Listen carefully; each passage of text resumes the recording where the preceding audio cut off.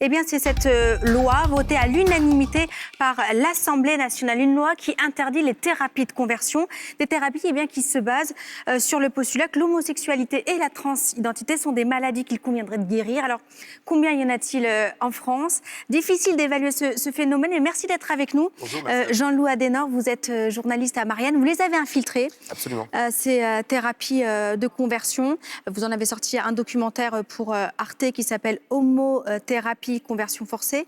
J'ai eu la chance de le voir. Vous êtes le co-auteur de l'ouvrage Dieu est amour, infiltré parmi ceux qui veulent guérir les homosexuels, Flammarion 2019.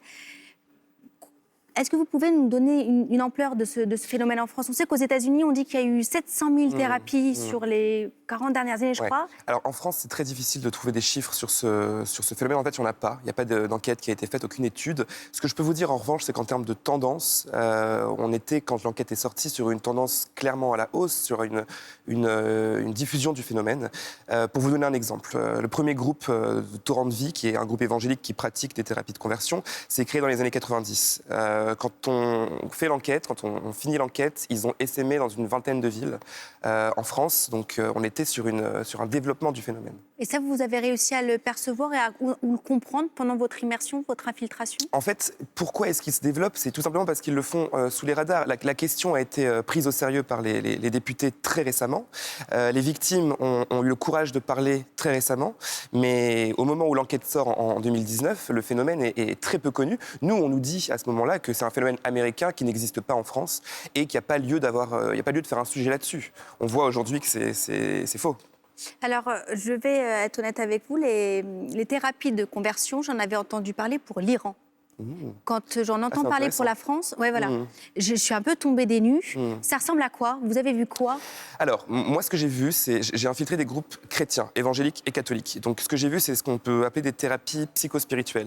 C'est-à-dire que c'est un mélange entre de la pseudo-psychologie, où on va chercher la cause de la déviance, le moment où la personne se serait éloignée de l'hétérosexualité à cause d'une mère étouffante, un père absent, un traumatisme d'enfance, parfois un abus sexuel. Et on va essayer de réparer ce traumatisme. Je précise évidemment que ça ne marche pas du tout, que c'est des concepts qui ont été battus en brèche par la psychologie moderne depuis déjà un moment, et que ces groupes n'ont pas de formation. Les personnes qui pratiquent ces pseudo-thérapies n'ont pas de formation. À cette partie pseudo-psychologique se rajoute un volet spirituel. Là, on va avoir donc un groupe de parole où on va évidemment se référer chez les chrétiens au Christ, à la guérison miraculeuse du Christ. On va avoir des enseignements. Parfois, on va avoir des phénomènes comme des exorcismes ou des prières de délivrance. C'est le cas d'un témoin très courageux qui a pris la parole dans notre livre, dans le documentaire, qui s'appelle Jean-Michel Dunant, qui témoigne aujourd'hui, qui a subi 8 exorcismes et qui explique les conséquences psychologiques graves de ce type de pratique. Mais parce qu'en fait, ça casse des gamins, Bien ça sûr. casse des personnalités, et les parents laissent faire sur des années. C'est aussi ça qui m'a... Alors, ça casse, je dirais que ça nourrit la haine de soi-même, en fait. C'est ça qui est important. Le message de ces groupes, et c'est ça qui fait que c'est très efficace, c'est de dire que c'est normal de se sentir mal en tant que personne homosexuelle ou transgenre, puisqu'il y a quelque chose qui va mal chez vous, puisqu'il y a quelque chose à guérir, en fait. Et ce discours-là, pour l'avoir vu, pour l'avoir entendu quand j'étais en infiltration, il est extrêmement efficace, il est extrêmement performatif, en fait. On a envie d'y croire. C'est ça qui est fort, c'est ça qui fait que ça fonctionne. Et ce qui m'a beaucoup touchée, c'est qu'effectivement, dans votre documentaire, on voit pas mal de témoins.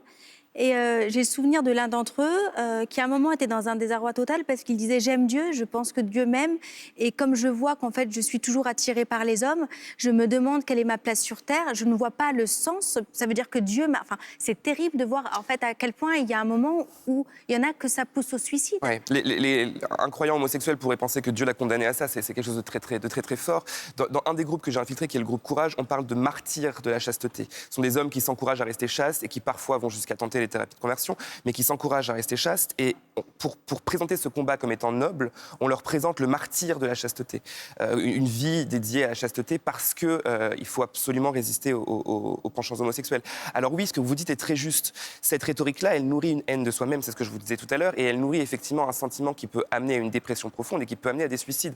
On l'a vu aux États-Unis, on le voit en France avec les témoins qui nous parlent, qui racontent, Benoît Berthe en parle très bien, Jean-Michel Dunant en parle très bien, de la dépression qui s'ensuit et la difficulté que c'est de se construire affectivement, sexuellement, quand on a passé une partie de sa vie, parfois des dizaines d'années. Moi, j'ai vu des gens qui avaient 50, 60 ans, qui avaient passé leur vie dans ce type de groupe, à se détester et qui sont seuls, qui ne peuvent pas avoir de vie affective, qui ne peuvent pas avoir de vie sexuelle, qui n'ont pas de vie familiale. Donc effectivement, ça peut être très, très, très dur.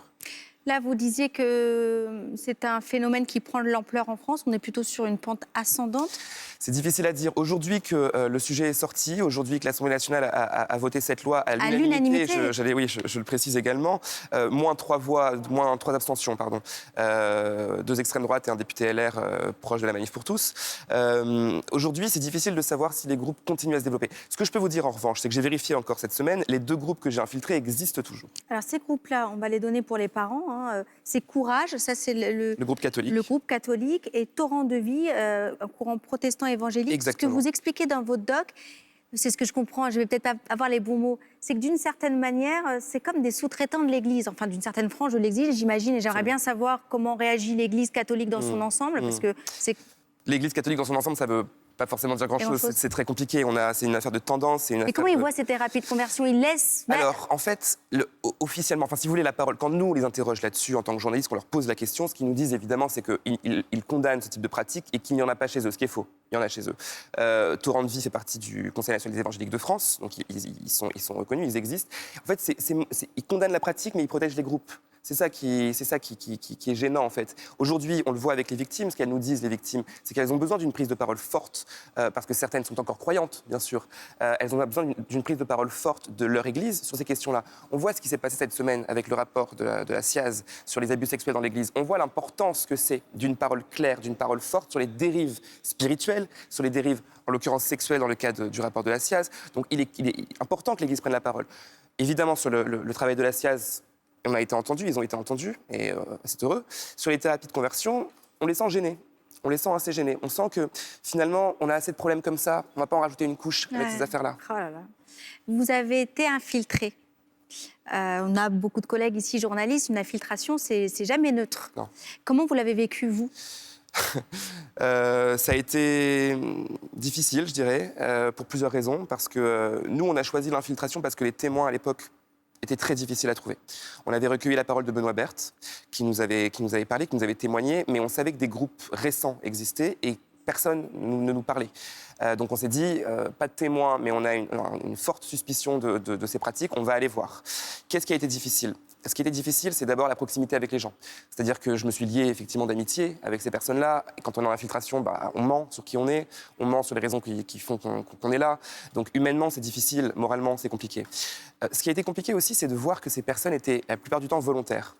Moi, les gens que j'ai vus, c'est pas le cliché qu'on a, le cliché américain, des jeunes envoyés dans des camps par leurs parents, qui y vont contre leur gré. Moi, j'ai vu des gens qui bataillent depuis des années avec leur orientation sexuelle, qui sont dans un mal-être profond et qui ne trouvent comme seule réponse, comme seul réconfort que ces groupes-là et qui y trouvent un vrai réconfort. Et c'est très difficile à comprendre. C'est pas du tout manichéen comme réalité. C'est une réalité qui est complexe, qui est subtile. Et quand on est à l'intérieur et qu'on est obligé de mentir, de dissimuler, de faire semblant d'être d'accord, ça peut être très compliqué. Et puis évidemment, le dernier point qui a été compliqué, c'est le discours homophobe, le discours qui consiste à dire « il y a quelque chose chez toi qui va mal et j'ai la solution ». Et ce discours-là, je vous le disais tout à l'heure, il est très efficace, même pour un journaliste qui est préparé à l'infiltration.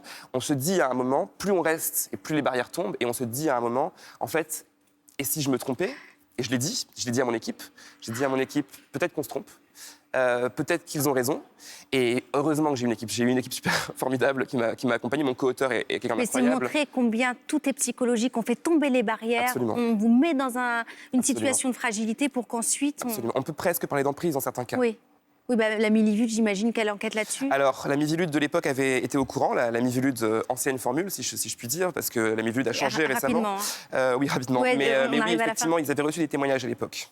Et des signalements, j'imagine Et des signalements. Alors, il aurait fallu que je vérifie, mais il me semble qu'ils avaient reçu au moins un signalement. Et Serge Blisco, qui était président de la Miviludes à l'époque, nous en avait parlé effectivement dans le documentaire pour Arte. Et c'est important de rappeler que c'est important qu'il y ait une loi, puisqu'on se pose la question de savoir si finalement ils n'avaient pas botté en touche en expliquant qu'il y avait déjà les outils pour ça. Ce qui est faux. Bien, voilà. Ce qui est faux. Les outils n'étaient pas en place. L'exercice illégal de la médecine, ce n'est pas ce que j'ai vu. Ce sont des pratiques qui sont spécifiques et qui réclamaient un délit spécifique. Les victimes avaient besoin d'être entendues. Et effectivement, je pense qu'ils ont la pression maintenant, ces groupes-là. Et c'est important qu'ils sachent que s'ils continuent, il risque de se mettre hors la loi et il risque de pouvoir être condamné. Et ce qui est aussi important, c'est pour tous ceux qui seraient tentés, puisque vous dites que certains font la démarche volontaire vers ces thérapies de conversion. Je rappelle votre ouvrage, Dieu est amour, infiltré parmi ceux qui veulent guérir les homosexuels. On va voir la une, c'est aux éditions Flammarion. Merci Jean-Louis Adenauer d'avoir été avec nous et d'avoir permis de mettre des mots et mettre en lumière cette problématique. Une loi vient donc d'être votée interdisant les thérapies de conversion. Merci beaucoup. On continue avec le reste de l'actualité, Camille.